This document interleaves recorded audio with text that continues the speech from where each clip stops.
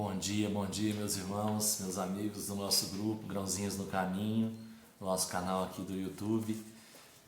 Que Jesus nos dê um ótimo sábado, com muita paz, equilíbrio, amor, saúde, né? E vamos lá, mais um final de semana que chega, né, pessoal? Um final de semana prolongado para que a gente possa ter um momento, pelo menos, de reflexão sobre o nosso caminho, onde nós estamos trilhando, o que nós estamos fazendo e o que nós queremos realmente para nós. O Evangelho hoje traz para a gente, capítulo 24, não coloqueis a candeia sobre o alqueire. Os sãos não têm necessidade de médico.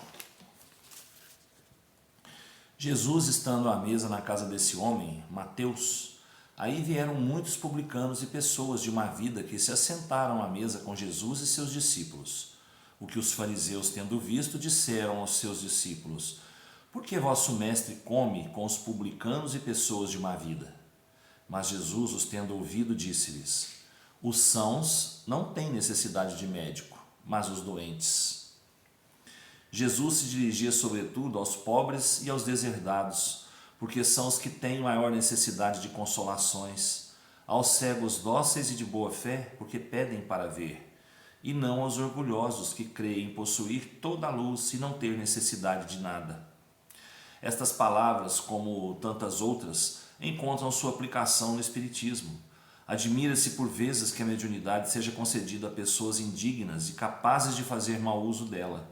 Parece, disse, que uma faculdade tão preciosa deveria ser atributo exclusivo dos mais merecedores. Digamos primeiro que a mediunidade se prende a uma disposição orgânica da qual todo homem pode estar dotado, como a de ver, de ouvir, de falar. Não há uma da qual o homem, em virtude do seu livre-arbítrio, não possa abusar.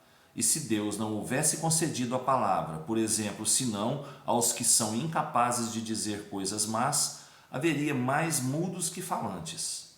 Deus deu ao homem as faculdades e o deixa livre para usá-las, mas pune sempre aquele que delas abusa. Se o poder de se comunicar com os espíritos não fosse dado senão aos mais dignos, qual aquele que ousaria pretendê-lo? Onde estaria, aliás, o limite da dignidade e da indignidade? A mediunidade é dada sem distinção, a fim de que os espíritos possam levar a luz em todas as fileiras, em todas as classes da sociedade, ao pobre como ao rico, aos sábios para os fortalecer no bem, aos viciosos para os corrigir. Estes últimos não são os doentes que têm necessidade de médico? Por que Deus, que não quer a morte do pecador, o privaria do socorro que pode tirá-lo do lamaçal? Os bons espíritos vêm, pois, ajudá-lo, e seus conselhos, que ele recebe diretamente, são de natureza a impressioná-lo mais vivamente do que se os recebesse por outros caminhos.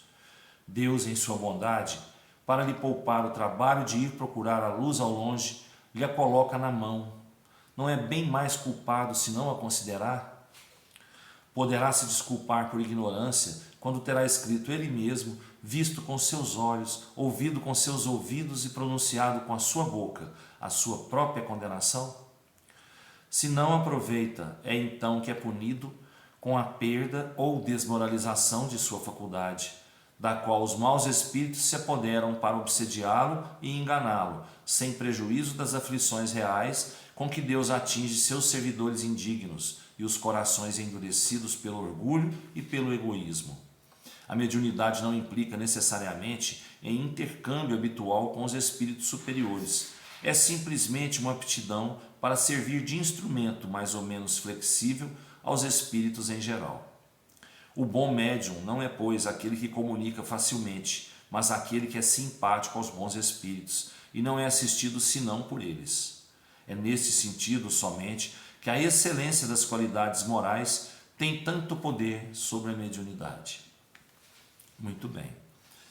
Aqui Jesus fala, aos fariseus lá, na época, que os sãos não têm necessidade de médico.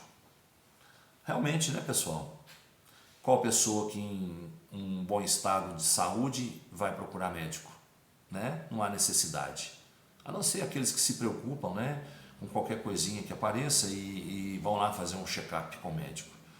E aqui o caso é o seguinte: os sãos não têm necessidade de médico, são aqueles que têm a fé acima de tudo, têm o amor no coração acima de tudo, procuram aprender com todos os ensinamentos que vêm através das palavras de Jesus, através dos Espíritos.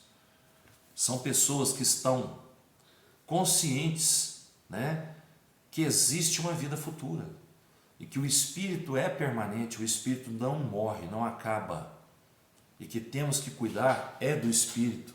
A saúde que nós temos que cuidar é a espiritual. Tá certo que temos que cuidar do corpo, porque o corpo é instrumento do Espírito. Aqui na leitura mesmo fala, né, que nós somos instrumentos mais ou menos flexíveis, né, dos Espíritos.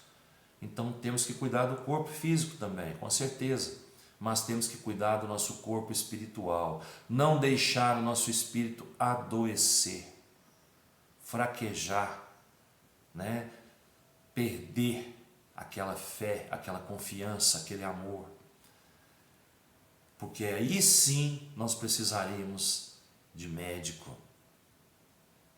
Nós temos, eu estou falando aqui, os médiuns, nós temos a oportunidade dessa facilidade, entre aspas, de comunicação com os espíritos. Nós somos os primeiros a receber as orientações que nós temos que passar. Como nós somos os primeiros, aquela orientação é para nós também. Então temos que observar isso. O que está sendo falado para a gente aproveitar para a gente. Nós estamos recebendo aqui um conselho médico.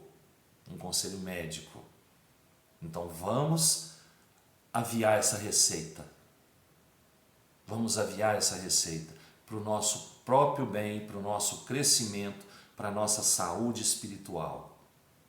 É onde nós precisamos do médico. É quando nos falta alguma coisa, o Espírito vem para nos falar alguma coisa que está ali, a gente tem que buscar aquilo que está faltando para a gente ali. Saber interpretar. Nós temos essas condições. Tá certo? Bom, eu espero, né? Eu espero que eu não precise tanto mais assim de médico. O Livro dos Espíritos traz para a gente hoje a questão 265, capítulo 6, Vida Espírita. Se alguns espíritos escolhem o contato com o vício como prova, existem os que escolhem por simpatia e por desejo de viver no meio do seu gosto ou para poderem se entregar materialmente aos seus pendores materiais? Há, sem dúvida, mas apenas entre aqueles cujo senso moral está pouco desenvolvido. A prova vem deles mesmos e a suportarão por mais tempo. Cedo ou tarde compreenderão que a satisfação das paixões brutais tem para eles consequências deploráveis, que suportarão durante um tempo que lhes parecerá eterno. Deus poderá deixá-los neste estado até que compreendam suas faltas e peçam por si mesmos os meios de resgatá-las em provas vantajosas.